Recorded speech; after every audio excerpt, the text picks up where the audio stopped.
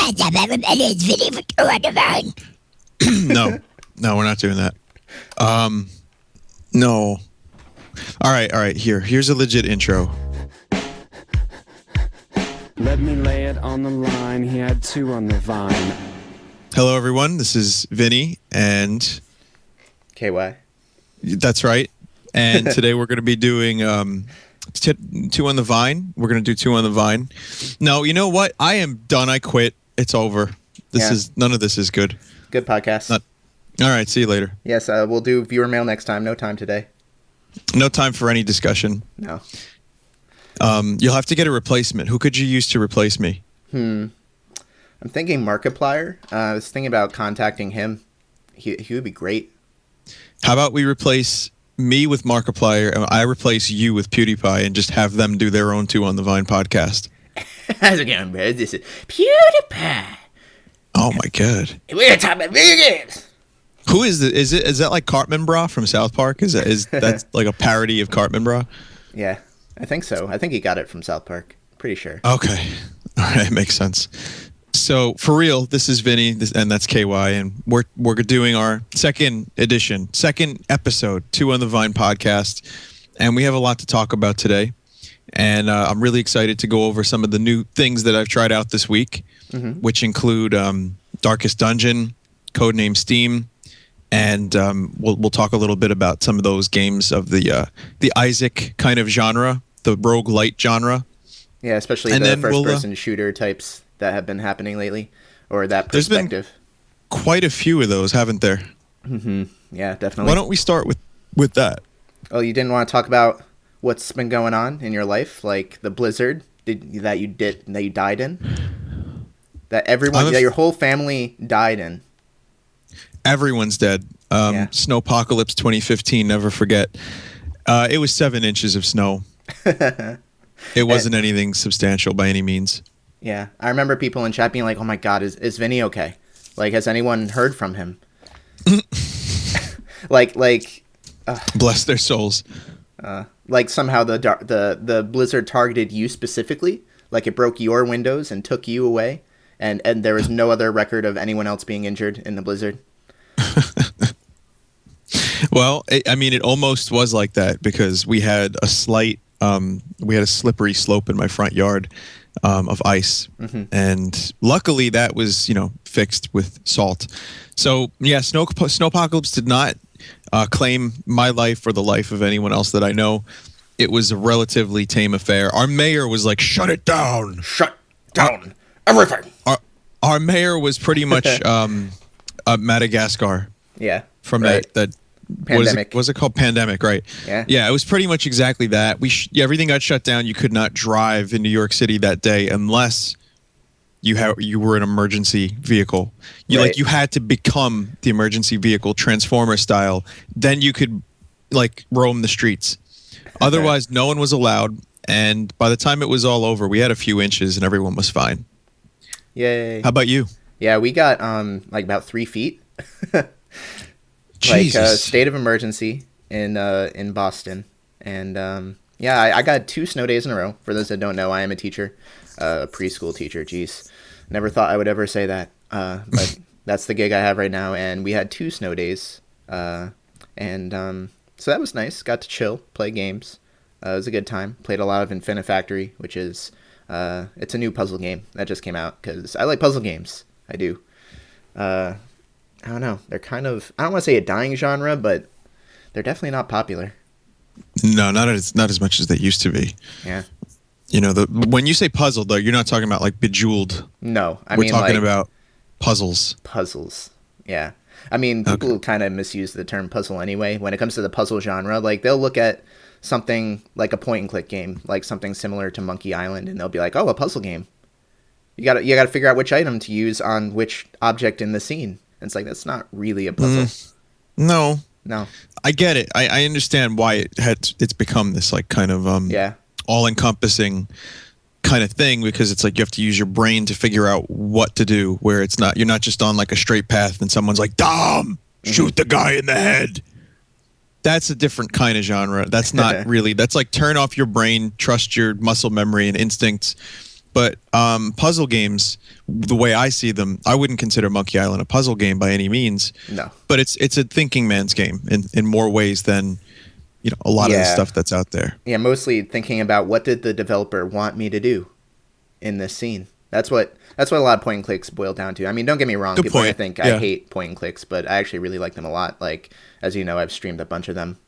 Sure. You're and- doing Grim Fandango now, aren't you? Yeah, the remaster, which, I'm not even all that excited about the fact that it's been remastered, like the remastered stuff and the extra features. I'm more excited that it's just accessible now. You can actually just download it and play it and not worry about compatibility, because as you know, it was, before this remaster, it was like nearly impossible just to get running smoothly. Like, even if you did get it running through all these like janky like third-party hacks, half the puzzles were undoable because they relied on your CPU clock, and our CPUs are too fast these days.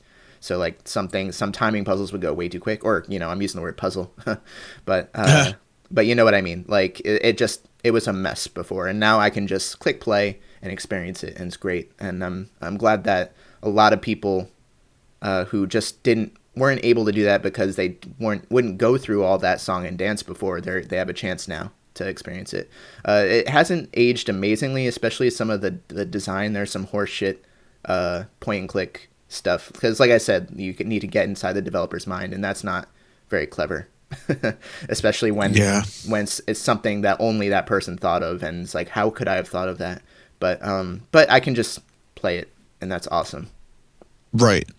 Yeah, that's kind of something I agree with, by the way. I've played a number of games where you just have to figure out the specific mode of thinking that the person who was developing it was into at the time. Like, Right. What does the person want me to do? Whereas a puzzle game, the way you would describe one, is a game that you have to actually use your own thought and intellect to figure out something, as opposed to what specific thing do I have to do at this specific moment. But just a side note, you were mentioning like remakes that are more accessible. Right. I think I'm okay with HD remasters. I'm okay with new versions of old games coming out, even if there's no new content, for the exact reason you just mentioned, which is ease of access. Yeah, I mean, before I couldn't even play Last of Us, and because it was just such a shitty last-gen game. And now that's been remastered, it looks slightly better. Is that a record for a remaster, by the way? Is that The like most a new recent record? Release? I don't know. I'll have to look that up. What was that, a year? A year and a half? Let me look it up. So Last of Us came out July 29th, 2014. So when... That's the remaster. Oh yeah, duh. Wait. So when did the original you're right. come out? You're right. The original came out June 14th, 2013. So shortly, just over a year after. Let's look up GTA 5 because I'm curious that was about 1 that. year. GTA 5 was 1 year. A little longer than a year. It has... Last of Us was a shorter time span. The original was September 17th, 2013. The remaster was November 18th, 2014. Oh, I gotcha. So it beat Okay. it by... Last of Us beat it by a month. What else is there? And I think Dark Souls is getting one, but that's plenty. It doesn't count if a game comes out on both systems at the same time, by the way. I want to point that out because that doesn't count. If you have a game that's out on, say, 360 and then Xbox One within the same day, it's released like Assassin's Creed, you can get this version or this version with better textures. Yeah, that's not exact. And I don't even know if that's the case with Assassin's Creed, but that's not what we're talking about. Like, development time was spent to revisit a game, and a year for Last of Us, that's a very quick remaster. Yeah. Super quick. I mean, I can understand the line of thinking behind it. Like, I don't want to be 100% cynical. I do play devil's advocate, like, really often, as, people... Yeah, I don't even really mind. As our listeners will learn, I guess. But I understand. Like, they're saying, well, this is a really nice-looking game from a visual perspective, and now we have much better hardware. It wouldn't hurt to just update it. I'm sure there are some people who would be really outspoken about them, charging $60 or whatever for it, but not gonna. It depends. There's a lot of good reasons to get an HD remaster, and it's, I think, you say you didn't have a PS3 and you just went straight to PS4. Well, guess what? Not only can you now play Last of Us, but you can play it in a better form. Yep. So I'll definitely, I'm a little bit more critical. I'm a little bit more cynical when it comes to re-releasing games over and over and over again. But in this case, I can definitely see the reasons. So yeah, no worries. And then there's Final Fantasy VII, which is gonna get a remaster, much to the disappointment of the entire world. Yeah. You know, I have to say, I'm a little disappointed because when the Steam version of Final Fantasy VII was announced, you know, it's like, okay, well, we're going to get the same version, fine. And then there was the one, what was it, a conference where they were like, Square showed a little like intro clip of Final Fantasy VII. The crowd starts cheering. And then it's like the like, you know, 15 polygon model of Cloud with the football arms. What the hell was that? Yeah. That was like the biggest letdown for that game because everyone's been talking about a remake of FF7. Whether or not it's going to be amazing, you know, who knows if it'll hold up in modern form. Right. But everyone wants it, and it's like we still have the same thing. Yeah, and I don't know, like I think the longer it goes on, the less we'll benefit from a remake. I mean, technology will get better, and the game will ultimately look better. But the more time that goes on, the more archaic the design gets, and I don't know. It depends on how well. I mean, I guess it's aged decently. The materia system is all right. It's not bad. I think the game is still all right. It's not the best game ever, but it's pretty good. I think people would bitch about the slowness more than anything, but because like even a lot of JRPGs that I can think of these days are a lot faster than they used to be. Going back to the old ATB system. Sure. I don't know. I could see people being like, "Wow, this is really slow. I don't remember it being this slow." But that's why. Or those that you crank the battle speed up. Yeah. Or those that never played the game, you know, they might just completely be turned off by it without giving it a chance because the battle system or because of the slowness of okay, random battle here, random battle there, random battle here, and then I'm over there. Another random battle, and here's story for 10 minutes, and then another random battle. And no QTEs. I mean, that was what gaming has evolved to. And it's how dare you not put QTEs in every game. I do miss. I want to see FF7 remaster where Sephiroth is doing his thing. Spoiler alert: he's doing the thing with the giant sword, and there's a QTE like from Cloud. Like you have to like alternately tap X and square, and you cry. Like you just cry harder. You have to press the right input to get Sephiroth to say you are a puppet. Yeah, right. It's like, you know, feelings of despair increase in Cloud by 10 just by like mashing the right buttons at the right time. And then you can, if you go to the right scenes, you can have a relationship with Barrett. Oh my lord. It's funny. I said that jokingly, and then I remembered that you can go on that date with him in the Gold Saucer date. Yeah. Holy shit, man! Squaresoft. We have certainly dovetailed into some very bizarre territory here. Yeah. But like Vinny was saying earlier, we're going to talk a little bit about the first-person roguelike genre that's kind of in a boon right now. Who knows how long it will last? I know, Vinny, you've been playing some Ziggurat and Delver, right? Yes, and Heavy Bullets. Oh, right, Heavy Bullets. There's also, what else is there? There's one called Eldritch, which looks okay. I haven't played it. I played it like a demo or something, and it was all right. I've seen the video of it. I haven't played it. Yeah. On April Fool's Day last year, Nuclear Throne was changed to first person. So that was pretty funny. But yeah, Ziggurat. Check that out. I think that's the one we're going to center on, right? Or I would say the one I like the most is Tower of Guns, even though it's the least roguey of the bunch. It's the one that I've had the most fun playing. Yeah, I agree with that. I think the reason that game succeeds in so many ways for me is because it has the Unreal Tournament style, and it has the action, it has the, you know, platforming that isn't really like, you know, like a lot of the platforming in that game is kind of arbitrary just to get you some secrets. Right. I really like what Tower of Guns is. It's got those rogue elements, but it's not, like you said, as heavy as some of the other games. It still requires a lot of skill. Like it's got the level up system with your weapon. Ziggurat is pretty much, as many people have described it, Binding of Isaac in first person. Yeah. but not as successful. Well, It didn't make the transition as successfully as it could have, I think. Well, that's the thing. I think, well, there are a number of things that I think separate Isaac as a really good game and Ziggurat as a not as good game. I guess as a disclaimer, I'm not a big fan of Ziggurat. I know you said you liked it a lot, right? I like it a lot, yeah. Yeah, I had a mixed experience. Like when I was done playing, I didn't feel any want to go back to it. I think halfway through my run, I was like, I don't want to continue playing this. I was getting frustrated for some reason. But there are a couple things that I think really separate it. Like one is that Isaac has much more interesting resource system. Like its resources each have very unique functions, and then the environment caters to those resources. Like first off, there's whether or not you're flying. And the different things in the environment that interact with that, like you can go over spikes, but fire can still hurt you.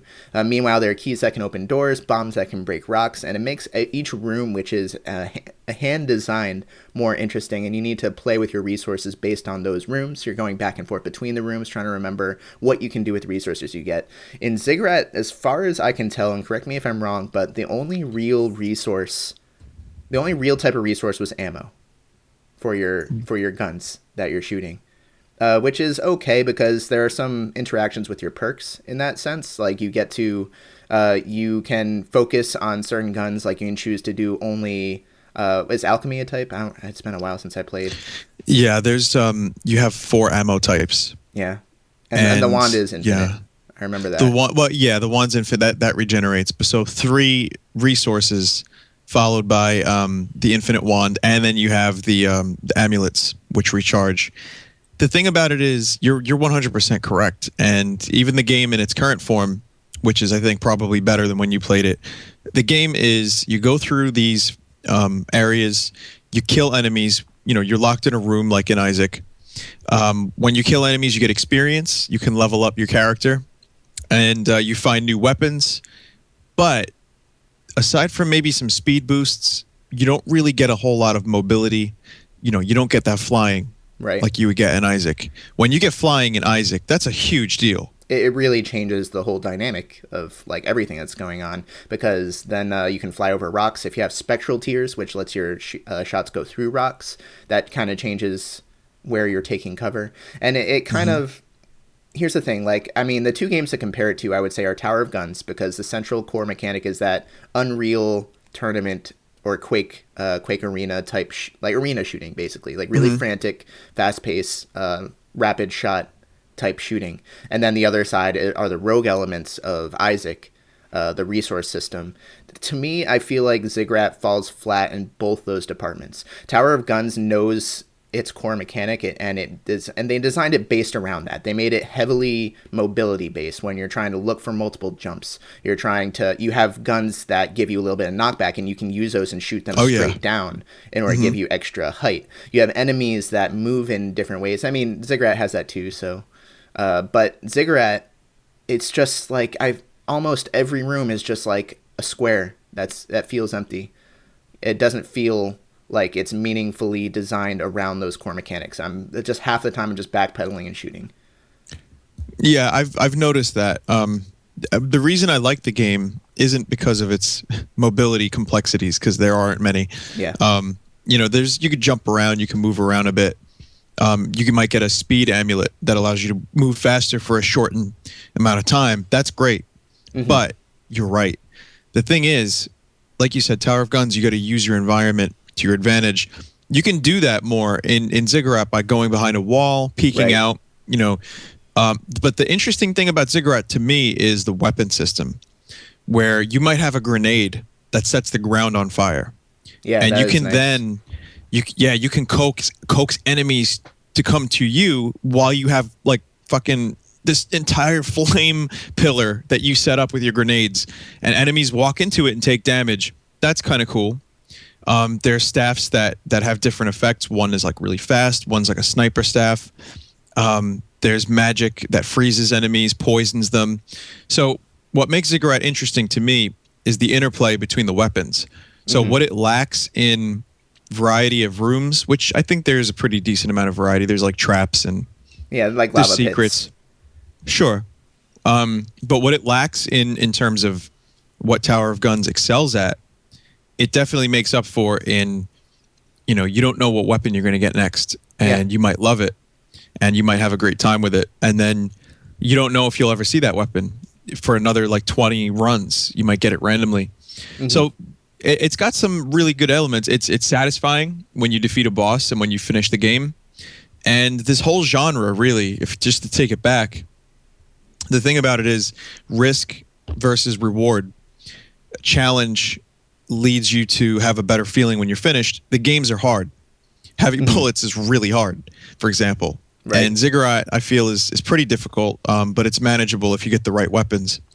And there's that sense of, progression. You'll go through a few levels, you'll unlock some stuff, you'll come back. Then you'll want to play again and use that new stuff. That's true. So it's hard to say what I like better. I can't really choose. They're good for different reasons. What was I about to say about Ziggurat? I guess the exploration, the risk reward thing that you were talking about, and Tower of Guns suffers from this a little bit more in the sense, but Tower of Guns is completely linear. You just got to get to the end. Ziggurat, you're exploring a whole bunch of rooms, but in Ziggurat, it feels more like the only risk reward there is, do I want to expend more health to get more experience for a perk? Whereas Isaac has a much more dynamic sense of risk reward. Like, do you want to spend a key in the shop to hope to buy a good item, or should you save your coins for a beggar later on, or like, and that to me is more interesting. I know. Oh, totally. And I also feel like Tower of Guns and Isaac both have a better sense of like, oh shit, this is awesome feeling that I never really got with Ziggurat. Like, there was never a point in Ziggurat where I was so overpowered or had a really interesting build where I was like, oh, this is different. Like, no matter what, it always just felt the same. Whereas in Isaac, like, every couple of runs throws something crazy at me that, like, I've never seen before and I have to adapt to. Tower of Guns is kind of in the middle. Like, a lot of times it does get very samey.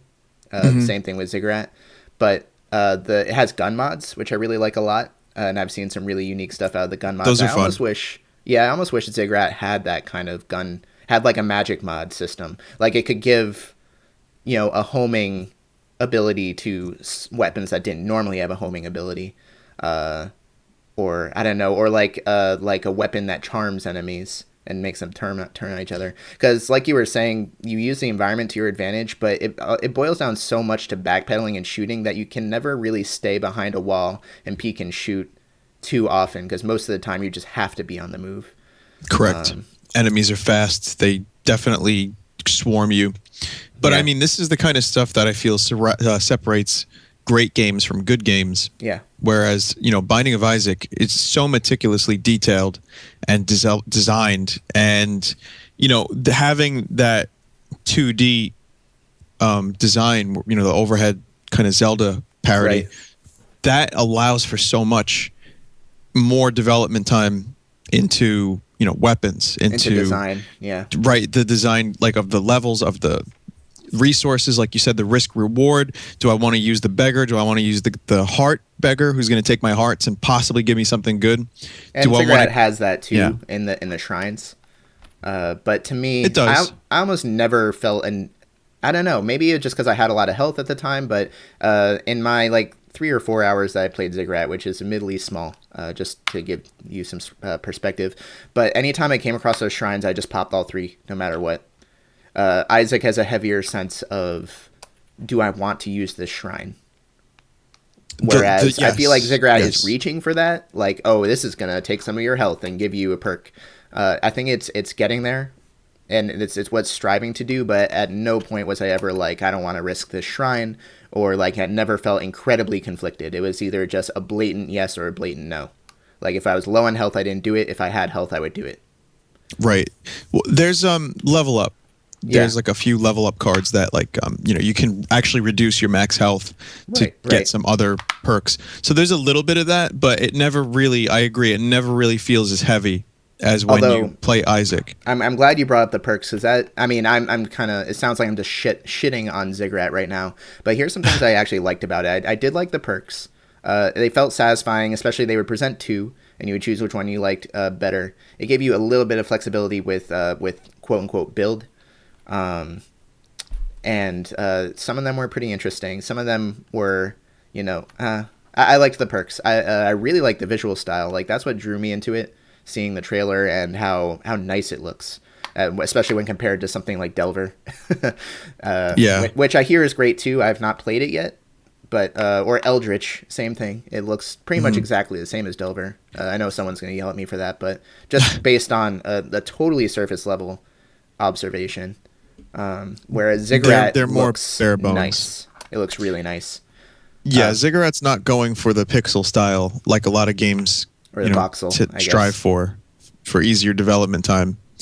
Let's face it, Ziggurat's a nice looking game. Delver is it turns off some people. I think it looks fine. I think it's cute. I don't mind it too much. God, did I really just use that word? It's cute. Yeah, it does look cute, and some people would not like that.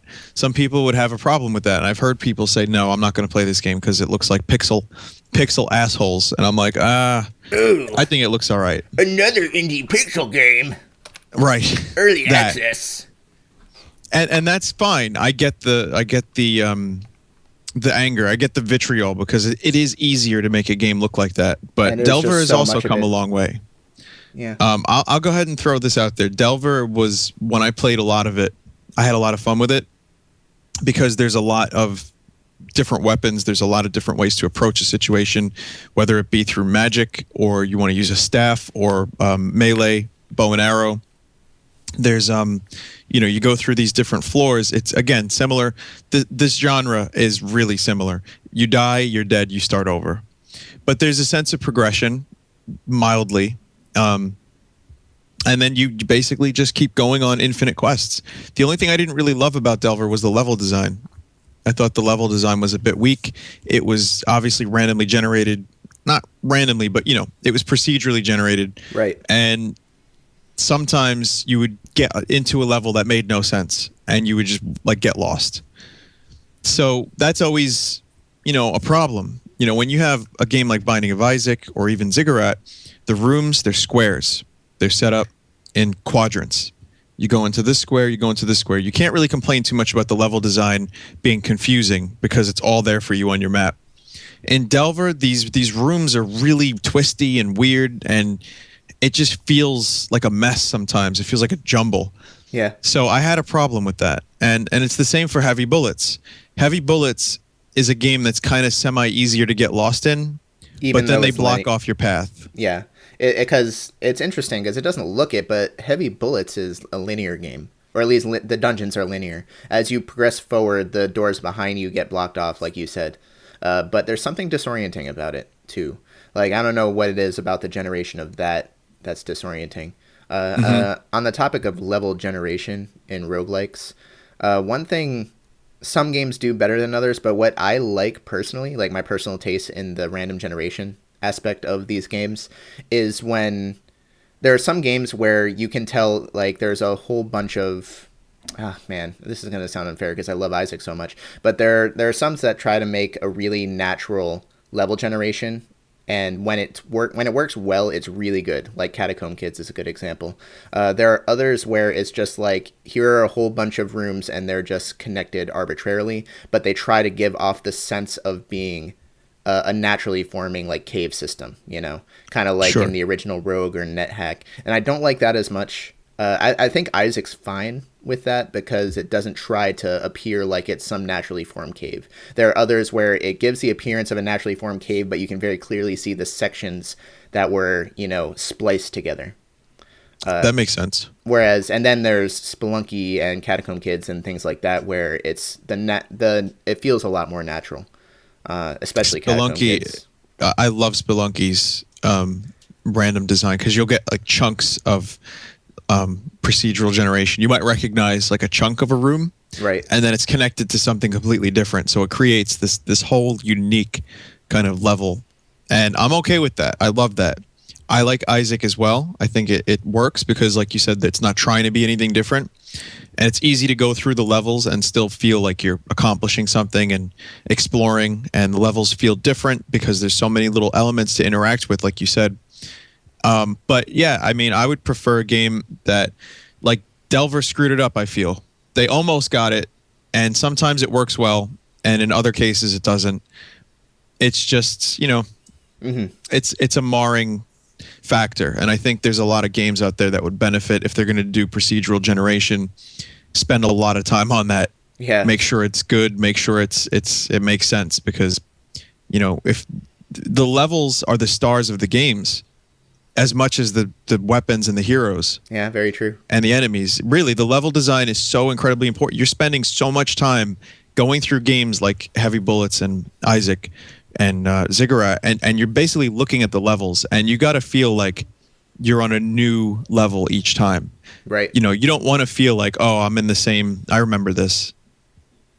So yeah, that's important. Any would-be fledgling developers out there, listen to Papa Vine and get your level design tool in order and make it really good. Yeah, I mean, rewrite it again and again, tweak it, do everything you can until it starts to generate the most interesting scenarios that you think that game could have. Yes, definitely. I mean, so yeah. No, go ahead. Well, I was just going to wrap things up a little bit with this topic. Sure. And Heavy Bullets and Ziggurat and Tower of Guns, these are the first person ones that you and I have both played. Uh-huh. So which one do you like the best of those three? Which three? You said it was Ziggurat, Tower of Guns, and Heavy Bullets. Tower of Guns. I've had the most fun playing Tower of Guns. I think design-wise, I still even like Tower of Guns the most design-wise. I think Ziggurat has a lot of potential that just didn't interest me for whatever reason. Heavy Bullets is really interesting, but god damn is it hard. Like, it's so hard. Yeah. Even if you get to the boss in level 4, you get fucked so fast that you don't feel like... it almost feels impossible to really get better at it. I mean, I'm sure it's very possible. But, like, those nuggets of information that you get from fighting those boss are so few and far apart because it's so difficult to get to that point. It's not like Spelunky where the progress is much more measurable. You feel like your next goal is always within reach. And runs are short enough that you get to those goals and get another crack at them quick enough that you feel compelled to continue. Heavy Bullets I liked, but it would take me and this might be way too long and it's been a while since I played, I might be underestimating or overestimating, but I'm guessing 30 minutes or so just to get to a part that I was unfamiliar with that I would die in a minute because I didn't know enough about yet. That's 30 minutes of stuff you already know in order to get to the 1 minute of new information that you'll get. That's what happened to me. And I was just like, I don't feel like starting from the beginning and doing another 30 minutes just so I can learn another small detail of a whole bunch of details that I need to get anywhere in this level or anywhere in this new design of the next section. Spelunky, it was just sweet, I made it to the jungle. Right. Yeah, and it's just 4 levels to get there, really. Whereas Heavy Bullets, it's 4 levels, but they're long, and death awaits. And for me, I got to the boss, and I was dead I shot at the boss 3 times, and I was dead. Yeah. And I haven't played it since. It's definitely a roguelike thing, too, to have really long times until you get to a new section. But to have one that have such, strict difficulty spikes as Heavy Bullets, that was the main problem for me with that game. But ultimately I had the most fun with Tower Guns, especially when you get a ton of jumps and a ton of speed ups and some a wicked gun. Oh god, New England. A wicked gun with a sweet gun mod and just zooming around feeling like a fucking FPS god, Twitch shooter type guy, and I'm not even close to that level, but it was just so much fun. It's so much fun. Yeah, I agree. Tower of Guns was my favorite too. And I enjoy the other 2 for various other reasons. But Tower of Guns, that whole genre of risk reward, of heavy difficulty, you die, you have to start over. Yeah. You want to call it a roguelike, you want to call it a roguelite, whatever you want to call it. That genre is very alluring. It's very popular right now. And for me, the best is still Binding of Isaac, right up there with Spelunky. Oh yeah, and there's a lot of really other good ones that you could find, but those are the 2 for me that really steal the show. And any listeners that you need recommendations, we gave a few. I think it's safe to say that you'll enjoy Tower of Guns and Legend of Dungeon, and also probably Ziggurat too, maybe. Yeah, if you like depends. shooters and you like that magical theme, especially, because Sure. that's another thing. And I'll be brief because I know we want to move on to a new topic. But I like that theme, but I'm not crazy about it. Like the whole magical, fantastical monsters attacking you and seeing the different types of magic is the best part. But like, I found the theme kind of bland for whatever reason. I mean, I say it all the time. I like fantasy, but I'm much more of a sci-fi type person. But Well, you suck. yeah, I mean, something about the theme didn't work with me with Ziggurat 2, Okay. and that's just personal taste. It's not a problem with the game. That's just me. I love sci-fi, but I have a question for you, Sure. Mr. Sci-Fi. Yeah. Did you like the Lord of the Rings I movies? enjoyed it. Yeah. Did you like the Hobbit movies? I haven't seen all of them. I only saw the first one. Good man. You've done well. You've done well. You can go see them, but you probably won't love them. At some point, probably will. I'm also a sci-fi guy, and I love my fantasy settings as well. It just depends on the game. Yeah. I think Ziggurat looks good. I think it's a nice theme, and it'll keep your attention for a little bit. Yeah, and Tower Guns doesn't. I like the theme of Tower Guns, and it does not. It's almost borderline steampunk because there's a lot of gears and stuff and big factory type settings, but it's not full steampunk, which I guess is a good segue into Codename S.T.E.A.M, which both of us played. That we'll be talking about. Skillful segue. Yeah, And I agree. I like that a lot. I agree. We should definitely talk about that for a bit. This is a game developed by Intelligent Systems, correct? I believe so. I'm gonna get the wiki page just to make sure I get my info right. Yeah. Can you tell Published this by is our Nintendo. first podcast? Can you tell? Well, it's like none of us really prepare for any. I don't really prepare for anything anyway, so it's like whatever.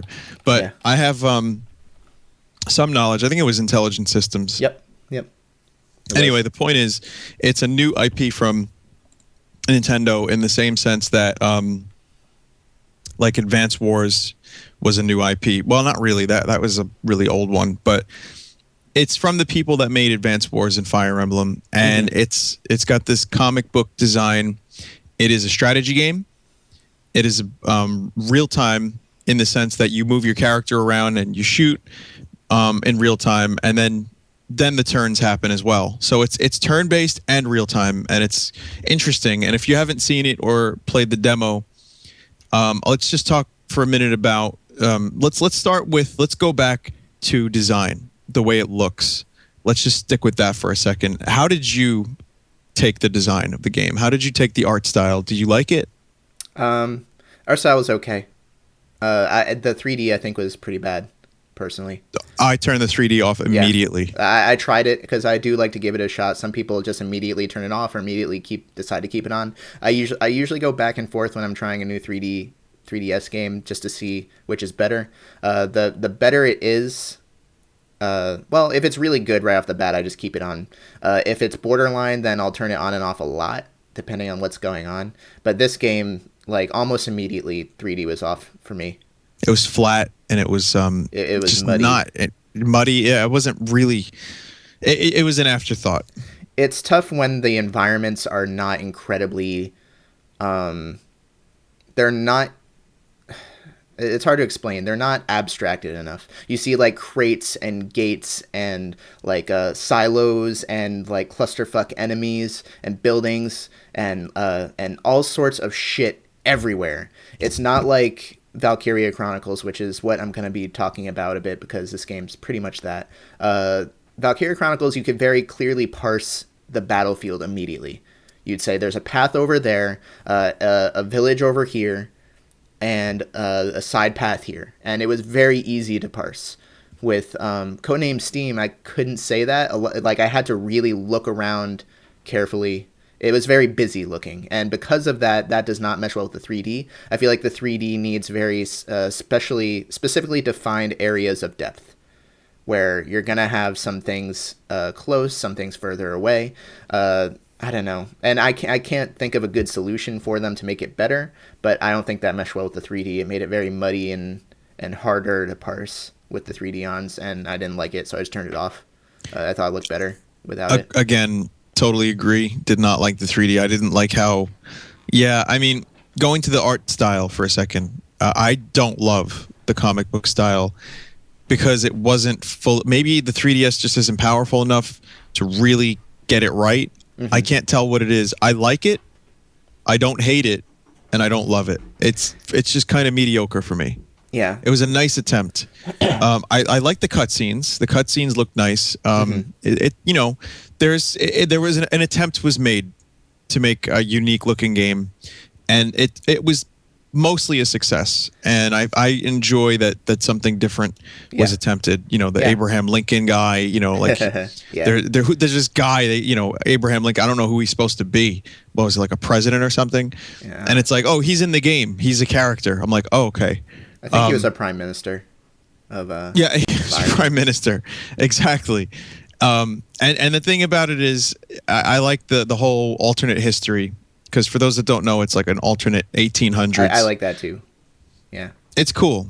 And you have to fight aliens as these steampunk kind of heroes. Yeah. One named Henry and the other guy named John Henry. These are the early heroes, but there's a lot of Henrys in the game apparently. And it just looks pretty good, sounds pretty good. It's not like knock your socks off, but it's more than serviceable. Would you say so?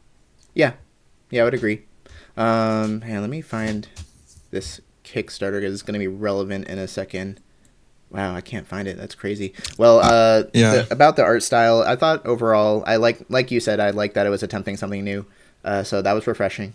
The comic book is hit or miss, just like you said, like sometimes it's good, sometimes it's bad. The main disparity for me was between wanting to make it somewhat seem like a still image from a comic book panel and the animations. Sometimes things were really strongly animated, especially in the opening cutscene. This was one of my first impressions of it just because it happened so quickly.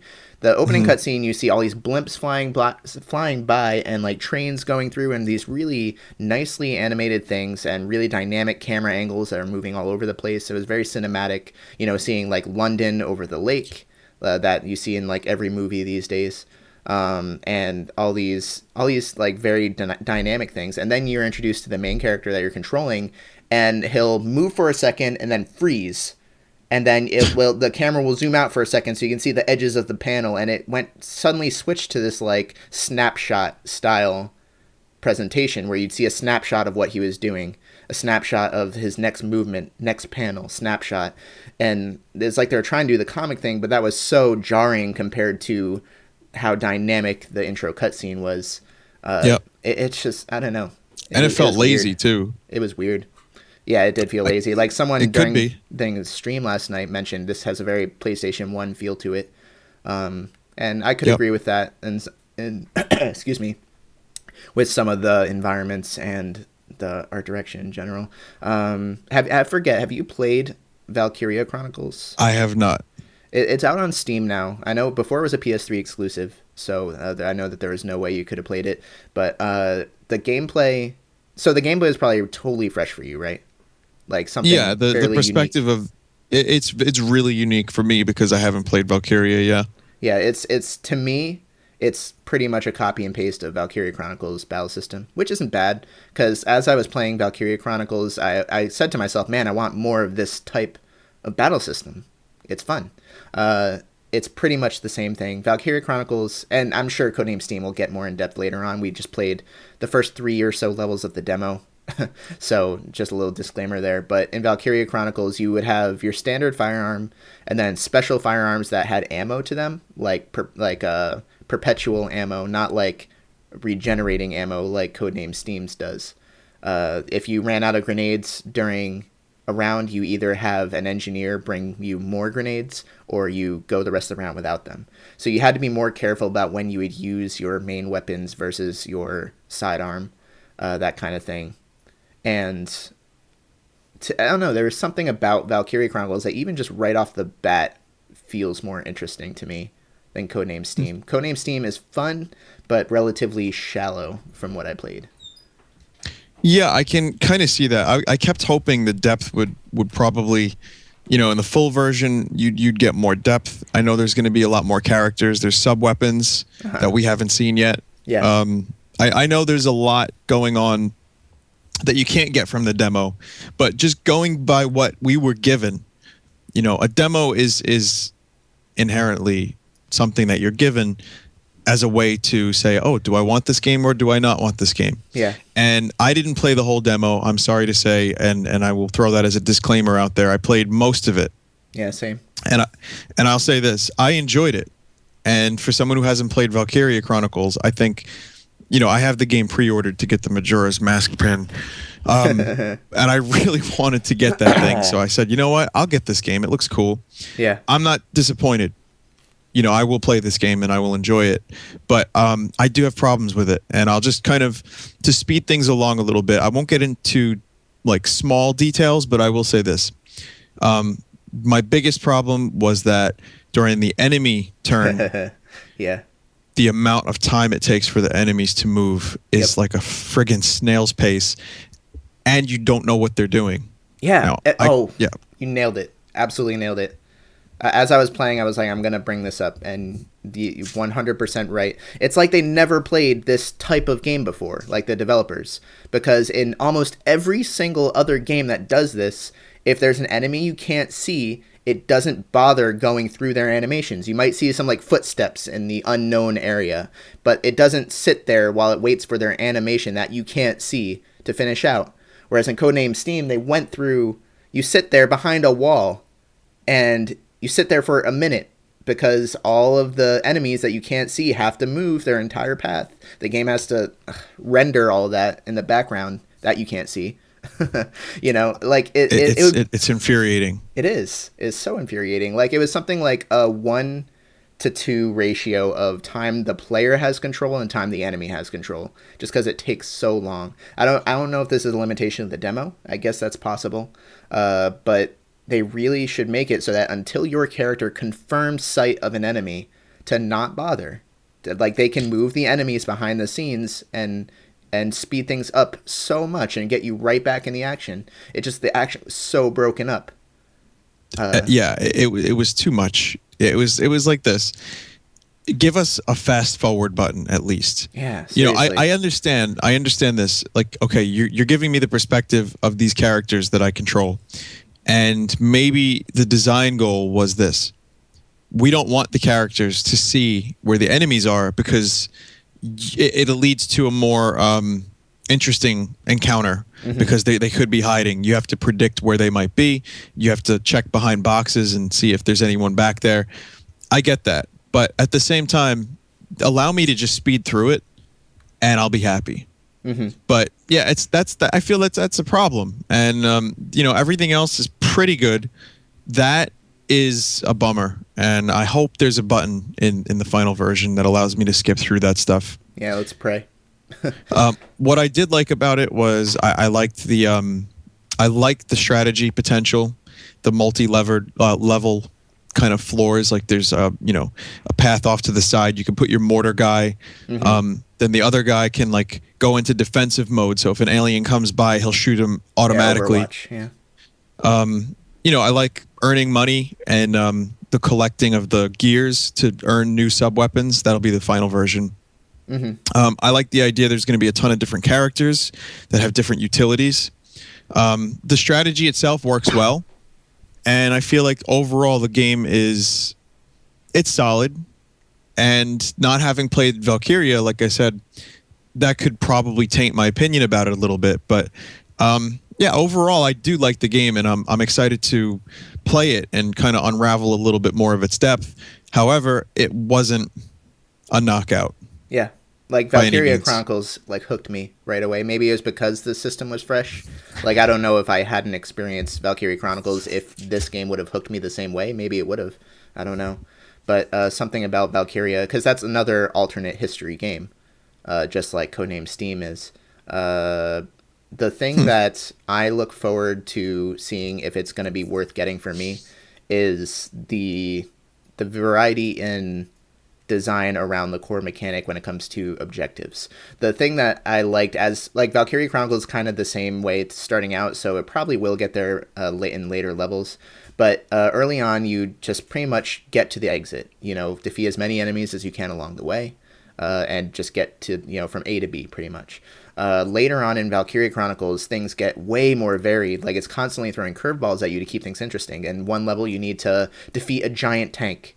In order to do that, you need to have like one guy get close, and in order to do that, you gotta distract it with other guys, and then that person has to climb on top and throw a grenade in the hatch or something. In another level, you need to shoot explosives that are on a bridge in order to take out the bridge before enemies go over it or something like that. Obviously, different units are more suited to different objectives. Like that would be good for snipers. Whereas with the giant tank, you want a tanky character, a big variety of classes, and management going on there. It made Valkyria Chronicles fun to play from beginning to end, other than a couple of really bullshit scenarios. But if Codename S.T.E.A.M can match that in the variety of its objectives and the way it presents new challenges around the core gameplay, then it's definitely, I think it would be a solid buy for me. Sure. Yeah. I mean, hearing what you're saying about these levels in Valkyria is making me more excited for the possibilities of Codename S.T.E.A.M. Right. Yeah. It's just a matter, will intelligent systems do that? You know, is it in the game? I think they will. Well, they've always been great. I mean, if you know, Advance Wars and Fire Emblem, I mean, let's face it, these guys are masters. But it's just, you know, will they take full advantage of this particular game, of this IP, of this genre that they're trying to accomplish? You know, you have Valkyria, like you said, but there's a lot of people that never played Valkyria that are just, you know, people that stuck with Nintendo. Right. So for them, this is a brand new genre. So can intelligent systems make the most of it? Yeah, I think they can. We'll have to wait and see, I guess. Yeah, we'll see what happens. So my final verdict on the game, in terms of the demo, is I would give it a shot based on the demo. Yeah, but you know, the core mechanics are solid.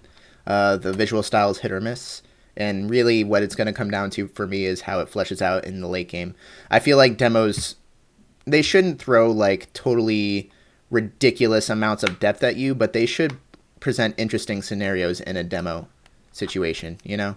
Like there are some games where you play the demo and immediately you can understand why that game is interesting and why you would want to get that. And those are the demos that I like. This one, the demo is pretty much the tutorial.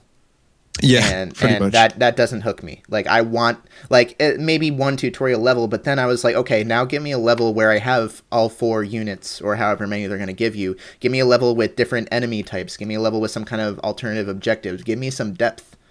Don't waste my time as a player, because I need to. If I'm going to assess if I'm going to buy this and spend my money on it, give me the meat. Yeah, and of course, when you get the game, if you get the game, you're going to end up playing through the tutorial levels again anyway. So, like, just give me a quick tutorial, throw me in the mix, because I know I'm going to have to, if I buy the game, and I am, that I'm going to have to play through those same levels, exactly the same way I did. Yep. Maybe there's a bit difference, maybe there's some kind of like new tutorial levels, or maybe there's like a difference in the gameplay. We won't know until the game comes out. That's happened before. There's been a few demos that give you levels that aren't actually in the main game. Yeah. And that's kind of cool. Those are few and far between, however. Yep. I mean, hopefully it needs, if it does start with a tutorial, which I'm sure it will, hopefully they'll give you an option to skip it, because they should. I mean, because, like, for example, Darkest Dungeon suffers from the same thing right now. I restarted Darkest Dungeon a lot because it wasn't clicking for me and I was just, sucking at it.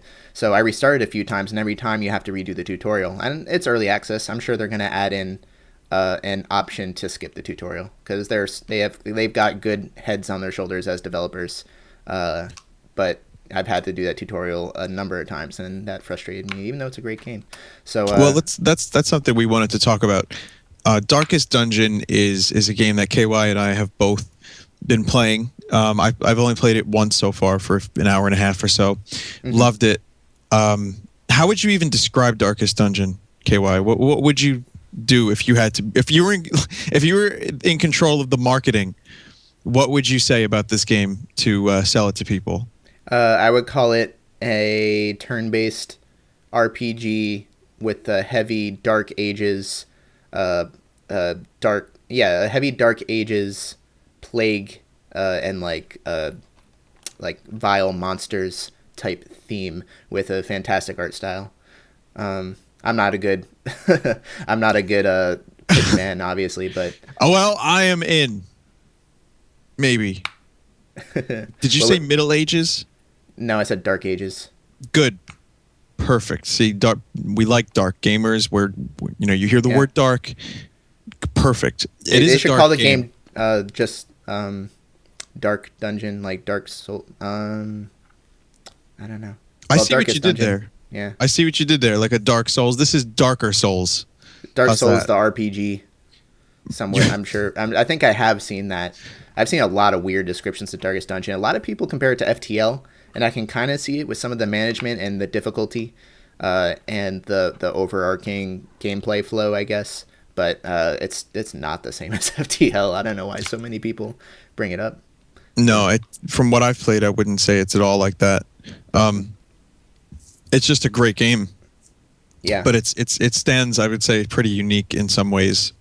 Yeah, for those that don't know about it, I'll give you a quick gist. So you have a party of 4 people going through really dank, deep dungeons. They play on tropes of that era. Like you have a crusader who's like a knight, and a guy, they're called a highwayman, who's kind of roguey. He uses a pistol and a dagger. Then a plague doctor who can inflict lots of poisons, and then there's like a Templar cleric type person who can heal.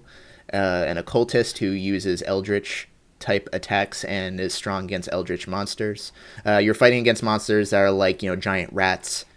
Wait, no, I haven't run into a single giant rat, but I'm sure there is one somewhere. Things like a giant rat, right? Things like, example, like giant rats, giant spiders, skeletons, and it's turn-based, and each person has just 4 abilities of different tactics. Like sometimes they will stun enemies, sometimes they're just flat out damaging.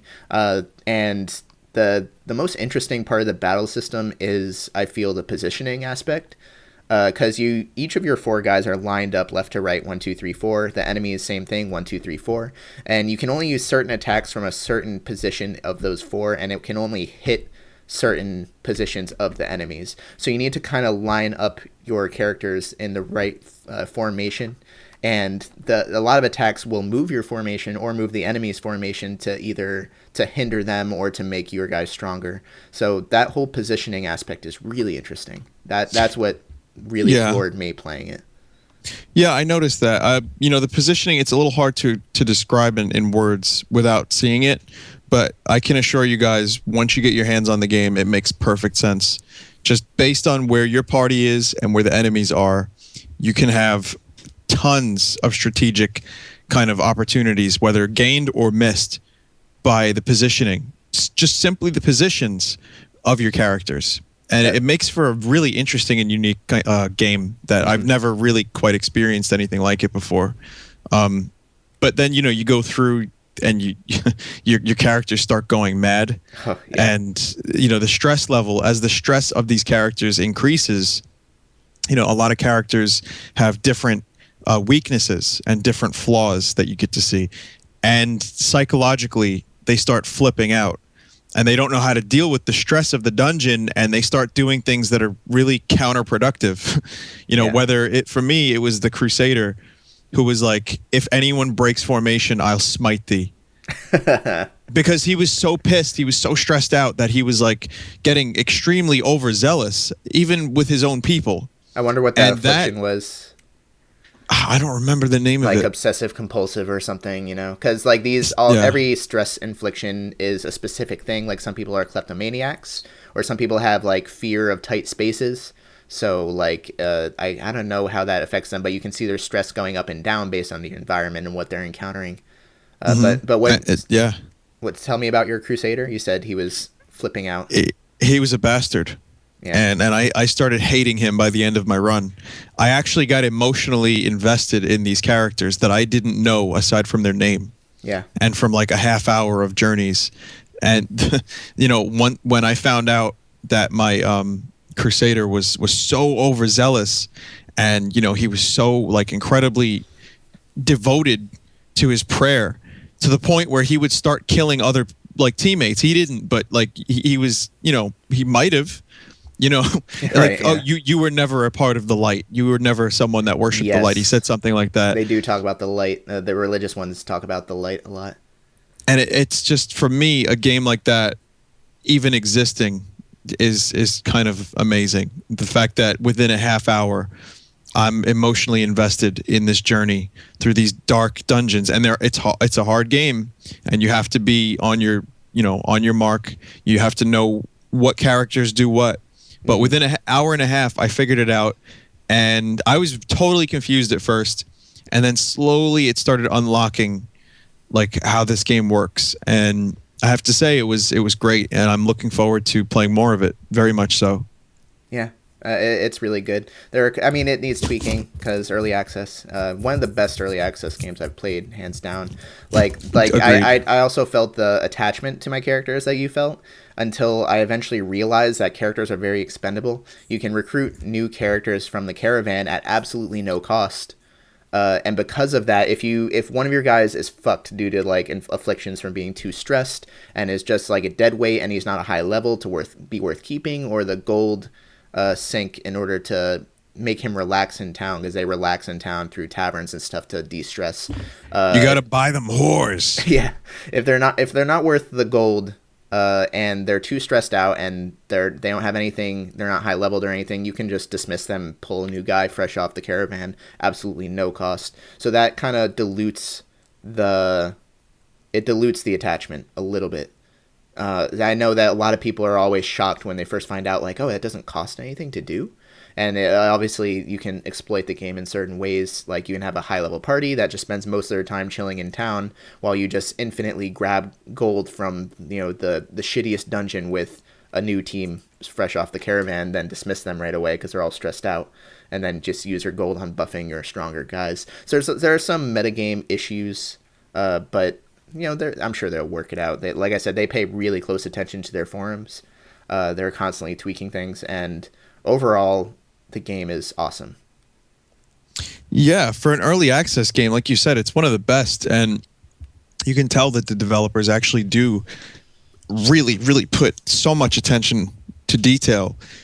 I would love for this game to become a huge hit and influence other developers, because some of the mechanics I've seen in this game so far, in my short time playing it, hour and a half gameplay session, it impressed me. The psychological stuff impressed me.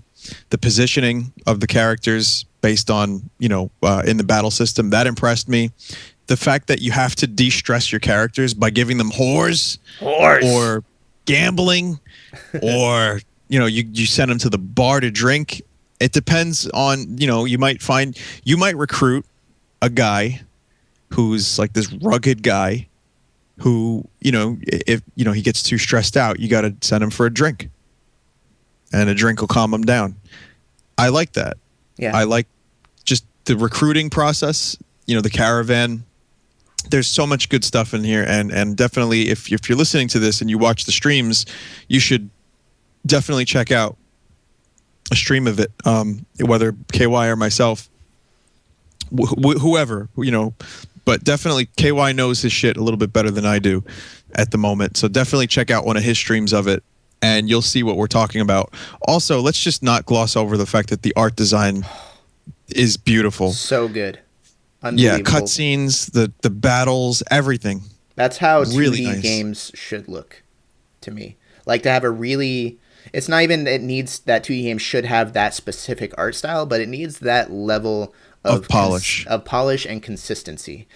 Like the way that they chose an art style, and they decide to do that art style in both the highest quality possible of that art style, with as many details as possible, but also with readability. It's very easy to tell, what's an enemy. It's very easy to tell what is an object in the environment that you can work with, because they give it a little bit of depth so that those objects stick out. There's a huge level of polish, and it looks fantastic while also lending itself perfectly to what you need to parse. Agreed. And it just looks so good. Like, more games need that level of tight art direction, where it's a good art direction and it's very tightly focused to be a certain way and lend itself to the gameplay as well. Yeah, agreed. There's a lot of good stuff going on in that game, and I hope, like I said, I hope developers in the future take note, because I think this one is a great example. And it's immediately striking too. You know, people that come in and start watching the stream of it for the first time are usually like, "Whoa, what's this?" Whereas Codename S.T.E.A.M, people were coming in and saying, "Oh, is this a PS1 game?" Yeah. So Yeah, I saw that. that's the difference. You know, the two games that we're both talking about here, Darkest Dungeon and Codename, it's like two different types of or Oh. So that's the big difference. I highly recommend Darkest Dungeon once it's out of early access. So that's definitely, thank you again, by the way, for the opportunity to play this game. You actually kind of helped me out here. So much appreciated. Yeah. If you ever need tips about it, I've learned a lot, and there's actually a moment where it will click. Like before, I suddenly had a party that was like, rocking face and just doing awesome. The run just before that, I still felt clueless, and then something just clicked. It just, everything started to work, and I think it'll be the same for you. So, I mean, I don't have a ton of hours in it either. I only have like 5 hours maybe, and I already beat the first boss.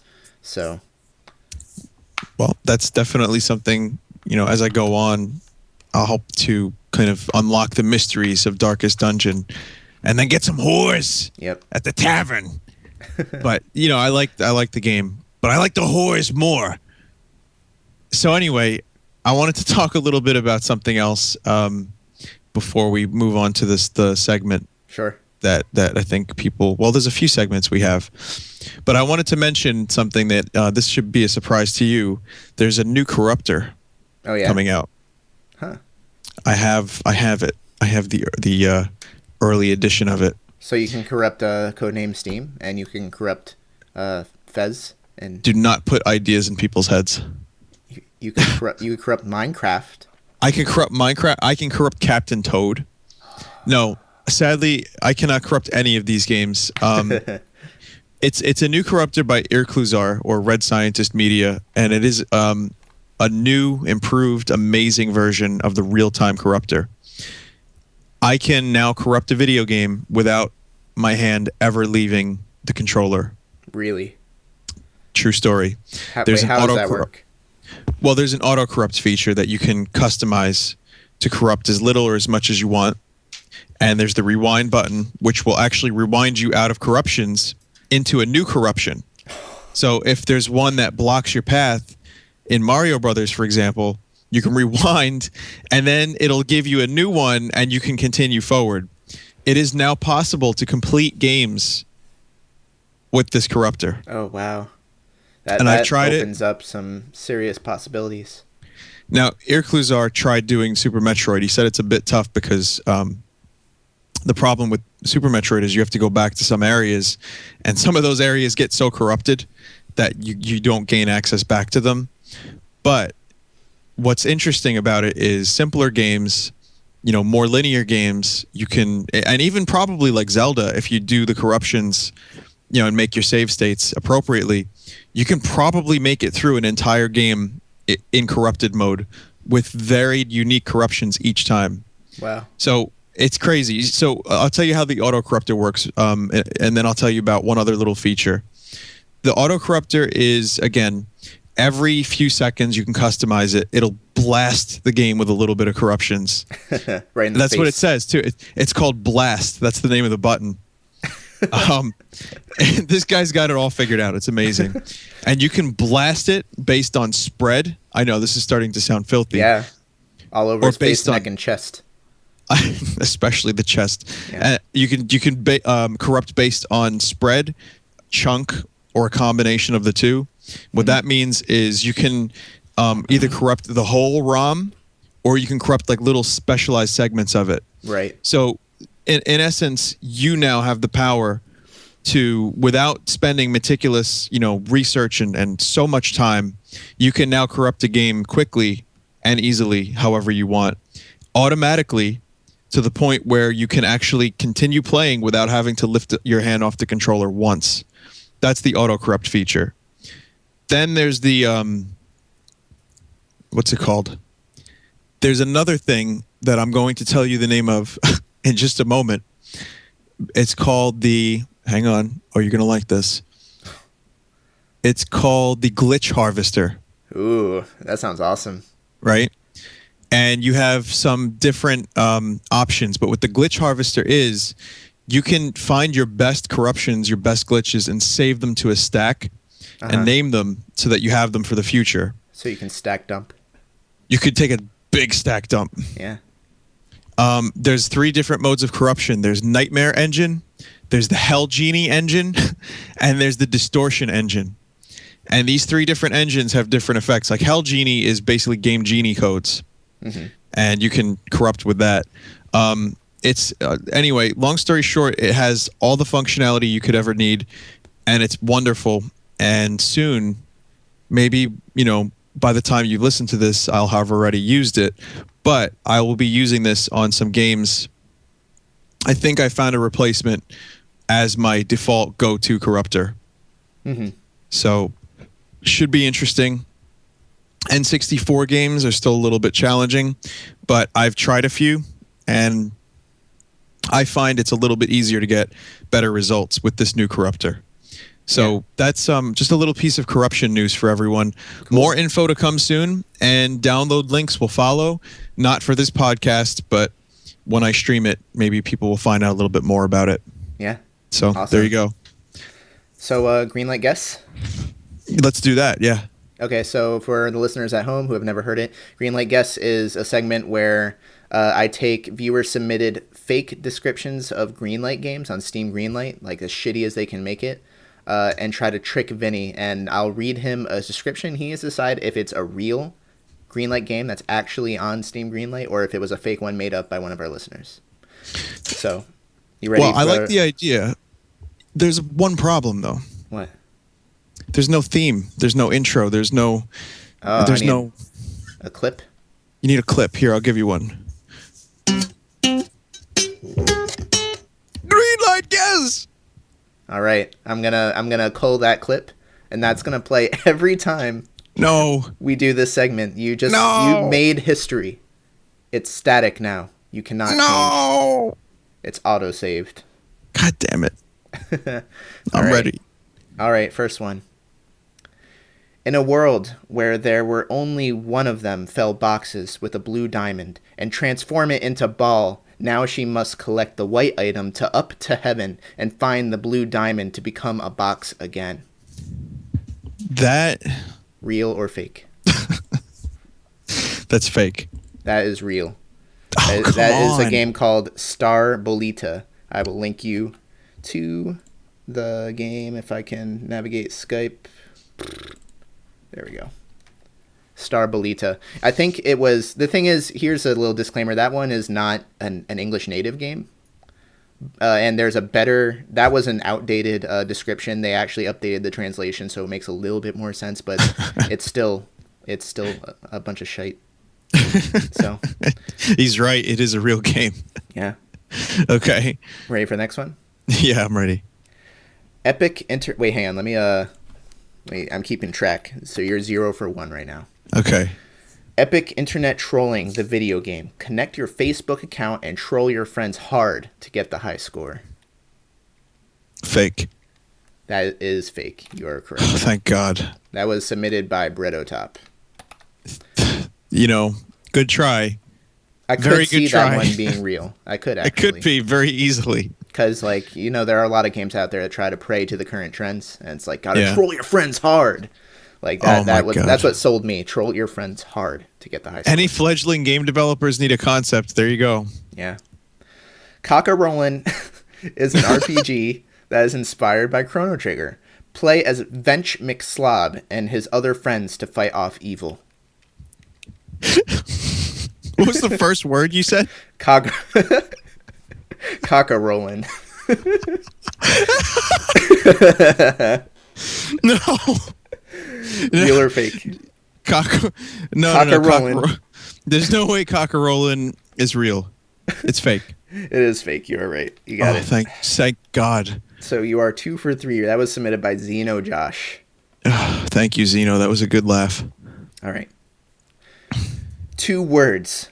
Dubstep lollies. That's it? Yep, that's the whole description. 2 words. Dubstep lollies. And 2 words is part of it, too. That's not just me saying it. I'm gonna die. I can't handle this. What? I don't want it to be real. Sorry, Christopher came out for a moment. I don't want that to be real. I'm gonna say it's real though. It is fake as well. Oh, thank God. So you are 2 for 4. At least you have the relief that is not real. All right. Who made that one? No, that was a grilled yakisoba. Okay. Submitted that. Soppy is a lost little water drop. You will help Soppy to find its way back in Fancy World. Who the fuck would play that? Real. That is real. Yeah. I will link you. It's called Soppy Adventures. So you are 3, 4, 5 now, I believe. Yeah, that sounds. I think that's about right. 3 for 5. Sounds boring enough to be a real game. It yeah, is. 3 for 5. And well, here's the thing. It's a mobile port because I watched the trailer and it looks okay. Like the trailer has a moment in it that says "Avoid angry bear" or something. Let me find it. Avoid angry stone. It just said it. Yeah. That made me Not laugh. avoid the angry stones. Just avoid angry stone. Like that's the name of that character. But yeah, it doesn't look awful. Well, I mean, it looks pretty bad, but it's clearly like there's some quality behind it. Like whoever programmed it has some skills. It's just more the concept is so crappy and it looks so doofy. Yeah, like Johnny the Dildo wishes to work his way through Mars to get to Saturn. Will you help him? It's like, come on. Yep. It's like, new world. Game description generator, plug in the details and get results. But hey, whatever. At least it looked not as bad as I thought it would. So collect coins. This isn't the next one. This is just part of the description of Soppy Adventures. Collect coins to get additional lives and try to find all hidden life. Every hidden life? All of them? All of them. Yep. Jeez. You ready for the next one? I'm ready. Currently 3 for 5. Okay. Ever wish you were a wall-jumping, arrow-dodging, trap-setting horse, besting your animal pals in a race through a peril-laden obstacle course?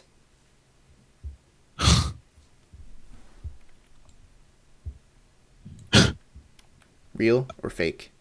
Oh, my God. Real. That is real. It is called Ultimate Chicken Horse. It kind of looks like Speedrunners. I don't know if you ever played Speedrunners. It's a pretty good game. But that's kind of what it looks like. Okay, I'm going to take a quick look at it.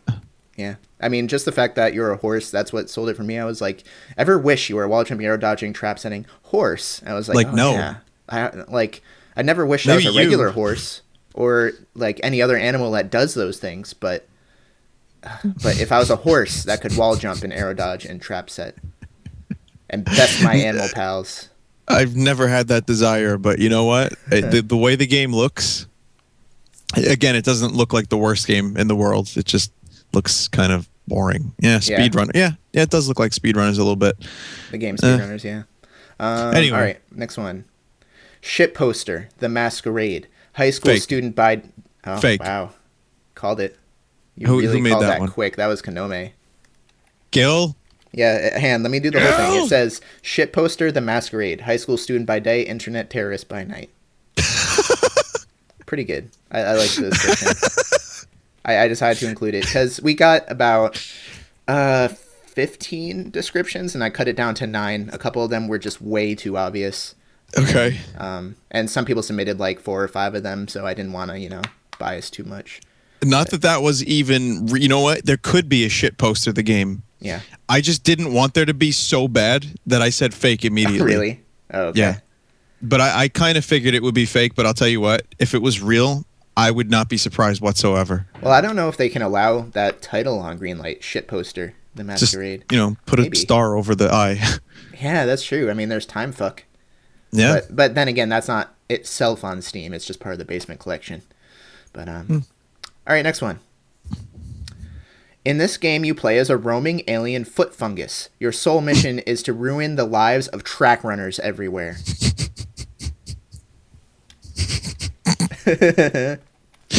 Real or Oh my fake? god, some of these descriptions are killing me. I'm going to say that that's fake. That is fake. You are doing well today, sir. You have 6 out of 8. That was submitted by Apsis. Okay. Holy shit, that was really good. Okay, next one. Frozen Anna give birth a baby. That's it? Yeah, that's it. I mean, that's the title of it because there is no real description here. It's just Frozen real. Anna give birth a baby. It's real. It is real. I mean, I know you don't really work with kids, but you understand the whole Frozen craze right now. Let me Yeah, I link do, you. yeah. I cheated a little bit on this because this one is actually not on Greenlight, so I cheated pretty hard on this. But after playing it, it was so unbelievable. The concept that you're helping Anna from Frozen, you're literally giving her a C-section in this game. It's Oh my hosted God. at a site called FrozenGames.org, which is this big repository of Flash games based on Frozen, and this one's in there. Like someone suggested it as a fake. It was called like Frozen Anna Elsa Delivery Simulator or something, and someone pointed out that it was real. I think someone pointed out that it was a real game, and I looked it up, and sure enough, there's Frozen Anna Give Birth a Baby, where you sit there and you use surgical tools mixed with magic wands to give her a C-section. I'm not even kidding. I'm playing it right now. I just like to let you guys know he's not kidding. I'm giving Anna from Frozen a C-section. Totally unbelievable. I was just shocked that this existed. So I cheated a little, not on Greenlight, but so ridiculous that I had to include it.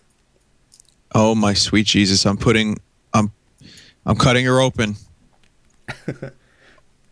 Oh no, KY, help me! Why is this real? You got to use your magic wand to. Did you see her purple blood? Yeah, purple blood. Yeah. Oh, the baby's here. I gave a baby. Oh wait, no, I gotta cut the umbilical cord. This is the most fucking bizarre thing I've ever played. Maybe not. You know, if you've seen me stream, you know that's not true. But I what the fuck? Yep. Oh, I used the magic wand to seal her back up. Okay, I've had enough internet for one day. Next one. Next one. What happens when the ground is ripped from beneath your very feet? How could we possibly know where time and space are a complete mystery? Can you read that a bit slower? Sure. What happens when the ground is ripped from beneath your very feet? How could we possibly know where time and space are a complete mystery?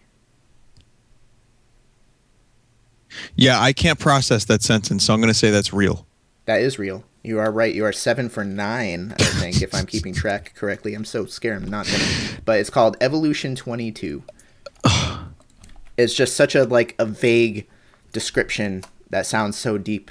I was like, that's just crazy. Okay, I want to show I want to just tell people that there's a picture.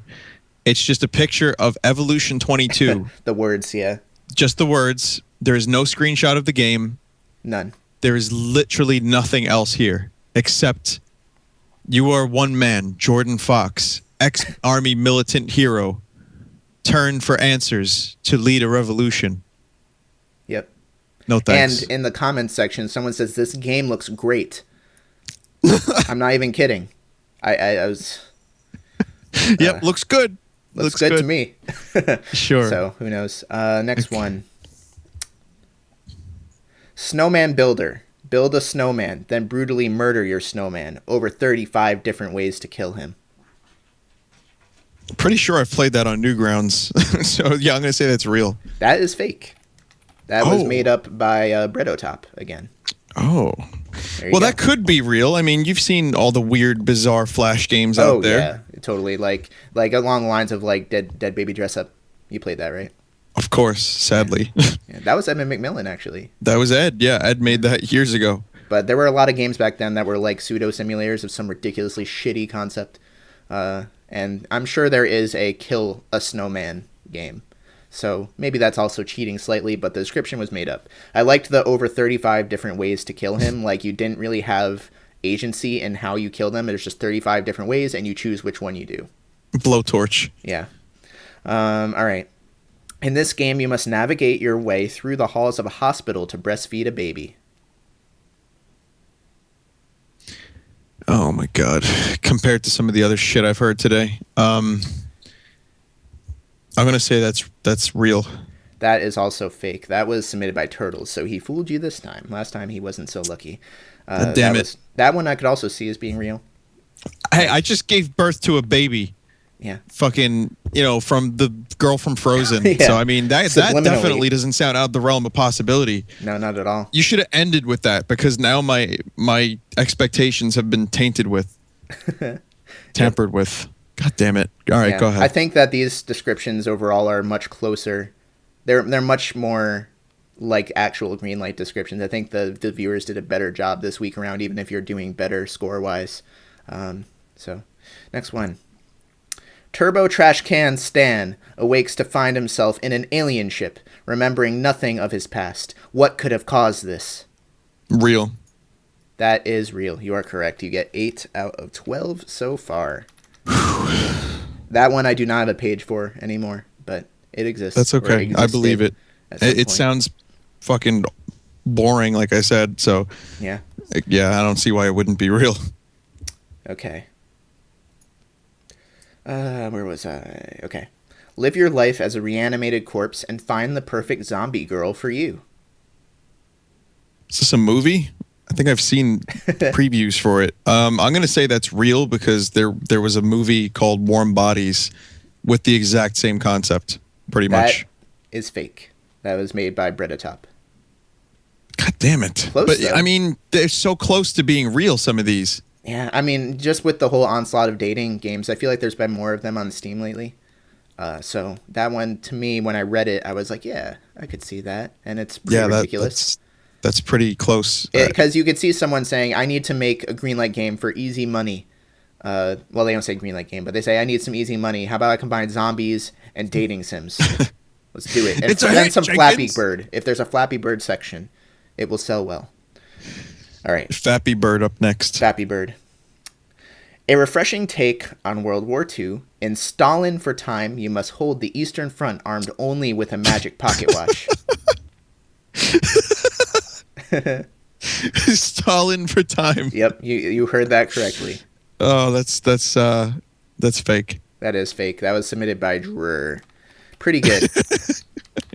Originally, he said a refreshing take on World War II as a setting, and I was like, that's too obvious, because that's clearly playing on the irony. Like I tweeted this advice too. If you ever submit to this, if it's obviously ironic and too serious about its irony, then chances are it's fake.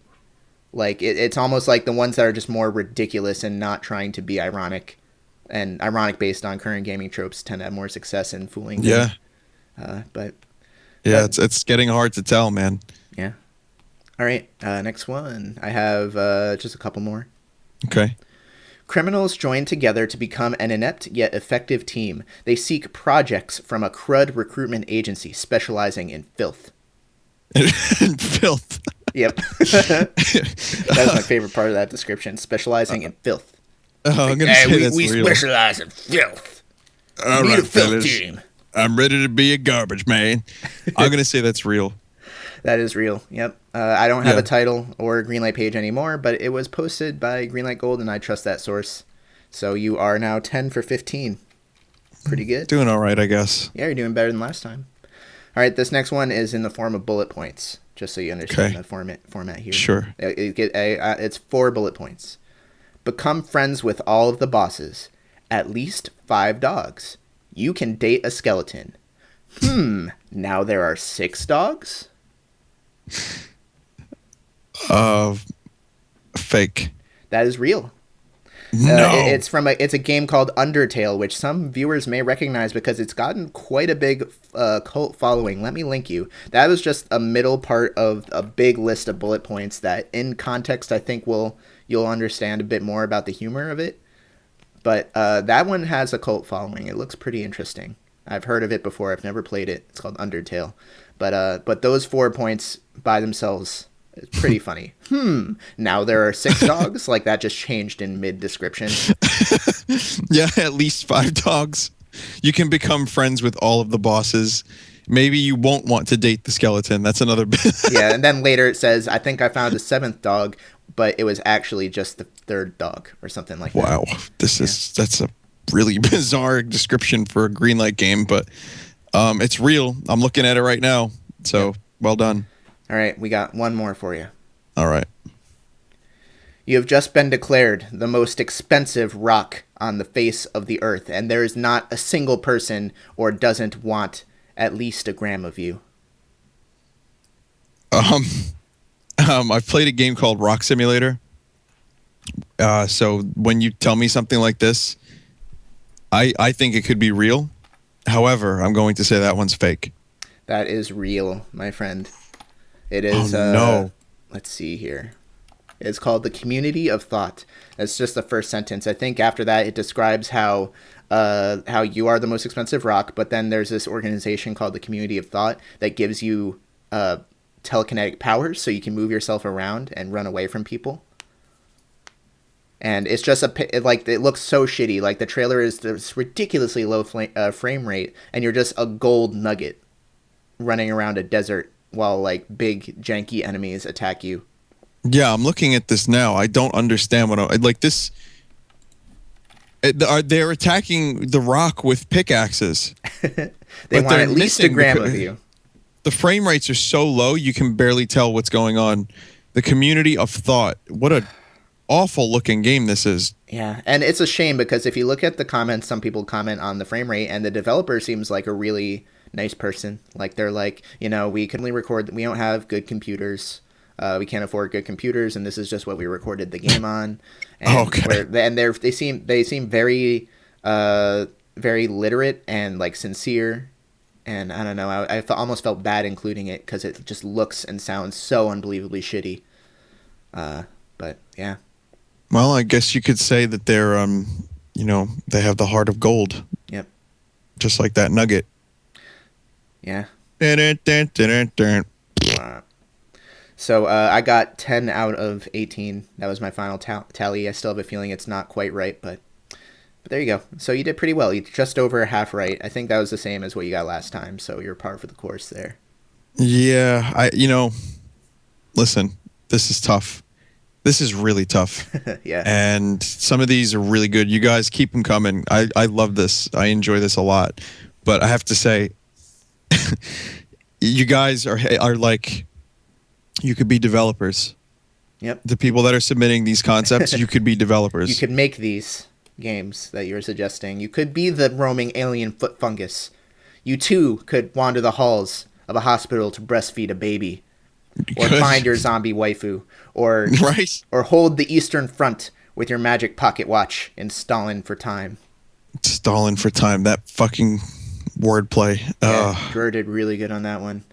Speaking of Drur, he is the first author of our very first fan mail.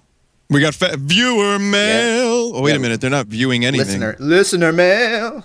Right, that. Yeah. So listener mail time. This comes from Drur.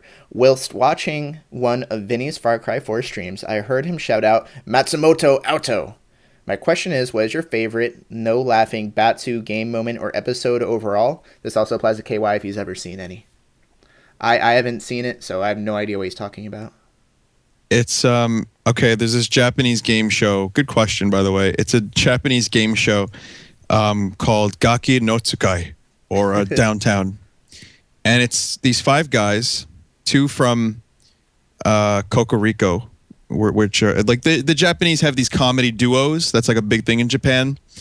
So Hamada and Matsumoto were the original comedy duo, and then they recruited another 2, and then this guy Yamazaki. Anyway, it's a troupe of 5 people, and they basically bust each other's balls professionally, and they're really funny. And once a year, they do this thing where for 24 hours, they're put in a location, and if they laugh, they get beat on the ass with a stick. Right? Oh, yes. Okay, I have seen some of this, yes. Like they're in a gym? Right. Well, that was a different one. Same people. Okay. That was years ago. We did the gym one. Anyway, I love that show. I love the no laugh because they set up traps for them. I would say Tanaka Thai kick from his son is my favorite moment, and it was a recent one. The guy was it was so brutal. Maybe not my favorite moment in terms of funny, but in terms of like how fucked up it was, that one was probably one of my favorite moments. I love the gym where Matsumoto had terrorized the other four with those like gimp people and beat the shit out of them with fans and everything. Mm-hmm. And overall, I would say my favorite episode was I don't know, the high school was really good. I have fond memories of that episode. And I guess the hospital, I also enjoyed that one. I haven't seen a lot of them, but good question. And hopefully maybe we'll check some of those out someday together. Yeah, so that'd be a lot of fun. So that was our only fan mail from the first episode. But if you guys have more, there are now officially a couple places where you can contact the podcast. If you're submitting a Greenlight Guess, because we don't want Vinny to see those in advance, you can contact me personally on Twitter, which is at livebyfoma. No underscores now. We changed it. I changed it because it's just a mouthful to explain. But livebyfoma, LIVEBYFOMA, all one word. If you want to contact the podcast just for listener mail or just to say hi or anything you want, you can do it on Twitter, which is at 2onthevine, the number 2 and numerical 2 on the vine. Or our email, which is 2onthevinecast@gmail.com. Again, numerical 2 on the vine. I would recommend for viewer mail, definitely send it there. So yeah, 2onthevinecast@gmail.com, number 2. That's definitely something you want to do. We enjoy the questions, and I would be happy to have a slightly extended viewer mail segment for the next few episodes. So hopefully we'll get some more next time. But if you have any little questions like that from KY stream or my stream, I think this is a good place to get an answer. So anything you want expanded upon, and I'm not dong. But if you have anything that you want expanded upon based on stuff you heard on the podcast, maybe today's podcast left you with a question, let us know. Yeah, I'm going to try to remember to include links in the description to like all the Greenlight Guess games and like anything we talked about. Like I'll include a Darkest Dungeon link in the description and maybe a Codename Steam link or something. And maybe some, those roguelikes. I'm going to try to include a bunch of links for you guys to do your own stuff from what you heard on today's podcast. But I guess that's about it for this episode. We'll have another one in 2 weeks ish. Yeah, I think that's fair to say. Definitely enjoy doing this. Yeah, bi-monthly seems to work well. So I will definitely see you guys around the stream, KY as well. Come check out a Darkest Dungeon stream. And, that's definitely right now something I would say I would recommend for everyone to just take a look at for a little bit because it's that good. Yeah, that game is really great. So we appreciate you guys listening. Thanks for joining us on the podcast. And as always, your questions and your submissions were very good. So we'll look forward to more of those. And I hope you guys have an excellent life. Yeah. Oh, last thing I wanted to say that I forgot earlier to totally mar your closing monologue there. If you do a Greenlight Guess in the future, or if you're submitting something for Greenlight Guess, use hashtag Greenlight Guess, one word. That makes it a lot easier for me to just search through my history and find things, and that way you don't need to wait to submit at the right time. I can just go back and find anything that was submitted since the last episode. So hashtag Greenlight Guess. Or you could do if you need the whole description, then just include it in another tweet or something that connects to it so I can see. Because, Twitter, 140 characters kind of sucks. But all right. So what he said. Yep. And I'll see you guys later. Thanks for listening. See you next time. Bye. See ya. Let me lay it on the line. He had 2 on the vine.